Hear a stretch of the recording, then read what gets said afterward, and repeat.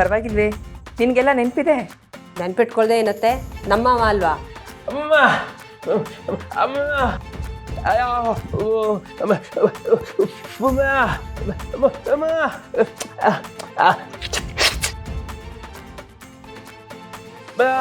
ಅಮ್ಮ ಅಮ್ಮ ಬೆಂಕಿ ಏನೋ ಹೇಳ್ತಿದ್ದಾನೆ, ಏನಂತೆ?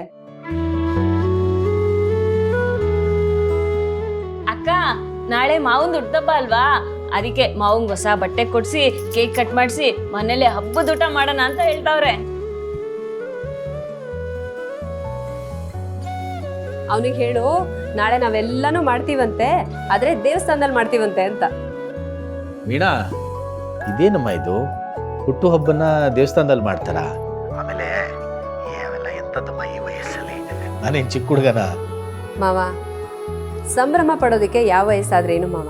ನಾಳೆ ನಿಮಗೆ 60 ವರ್ಷ ತುಂಬುತ್ತೆ. ಜೊತೆಗೆ ನಾಳೆ ನೀವಿಬ್ರು ಮದುವೆ ಆದ ದಿನ ಬೇರೆ.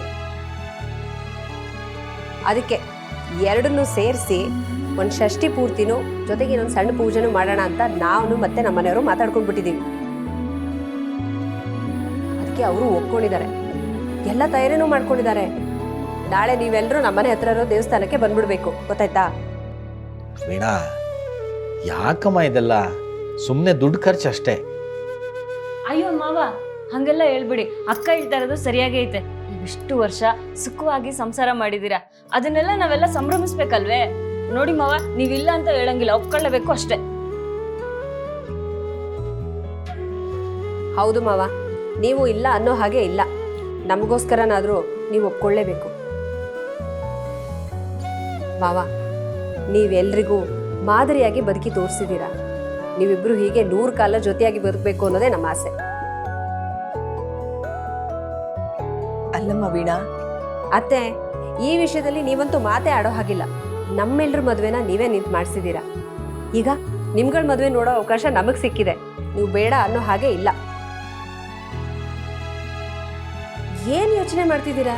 ಏನು ಅಂತ ಹೇಳಿ ಅತ್ತೆ. ಮಾವ, ನೀವಾದ್ರೂ ಹೇಳಿ. ಸರಿಮಾ, ಅದೇನು ಮಾಡ್ತೀರೋ ಮಾಡಿ. ಅಕ್ಕ, ನಾಳೆ ದೇವಸ್ಥಾನದಲ್ಲಿ ಹೂವಿನ ಅಲಂಕಾರ ಏನೇನಾಯ್ತೋ ಅದ್ರ ಜವಾಬ್ದಾರಿ ಎಲ್ಲ ನಂದು ವೆಂಕಿದು. ಸರಿ. ಅಲ್ಲಮ್ಮ ವೀಣಾ, ಯಾಕೆ ಇಷ್ಟು ಅವಸರ ಮಾಡ್ತಿದ್ದೀರಾ? ಇನ್ನೊಂದಿನ ಮಾಡ್ಕೊಂಡ್ರಾಯ್ತು ಬಿಡು. ಮಾವ, ಅದು ಯಾವ ದಿನ ಬರುತ್ತೋ ಅವತ್ತೇ ಮಾಡಬೇಕು. ಇಷ್ಟಕ್ಕೂ ನಾಳೆ ಒಳ್ಳೆ ದಿನ ಅಂತೆ, ಜಾಗನೂ ಸಿಗುತ್ತಂತೆ. ಇದನ್ನೆಲ್ಲ ನಾನು ಶಾಸ್ತ್ರಿಗಳ ಹತ್ರ ಮಾತಾಡಿ ಆದ್ಮೇಲೆ ನಿಮ್ಗೆ ಹೇಳ್ತಿರೋದು. ಅದಕ್ಕೆ ನಾಳೆ ಬೆಳಿಗ್ಗೆ ನೀವೆಲ್ಲರೂ ಬೇಗ ರೆಡಿಯಾಗಿ ನಮ್ಮನೆ ಹತ್ರ ಇರೋ ದೇವಸ್ಥಾನಕ್ಕೆ ಬಂದ್ಬಿಡ್ಬೇಕು, ಸರಿನಾ? ಸರಿ ಮಾವ, ಇಡ್ತೀನಿ, ಇನ್ನೂ ತುಂಬಾ ಕೆಲಸ ಇದೆ.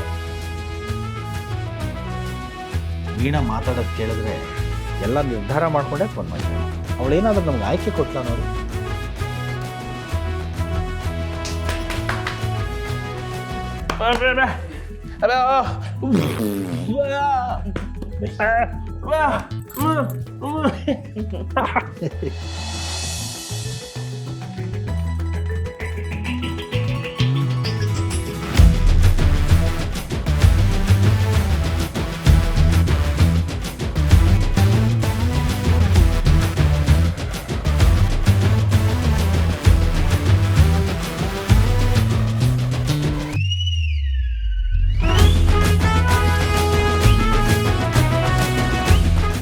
ಲಕ್ಷ್ಮೀ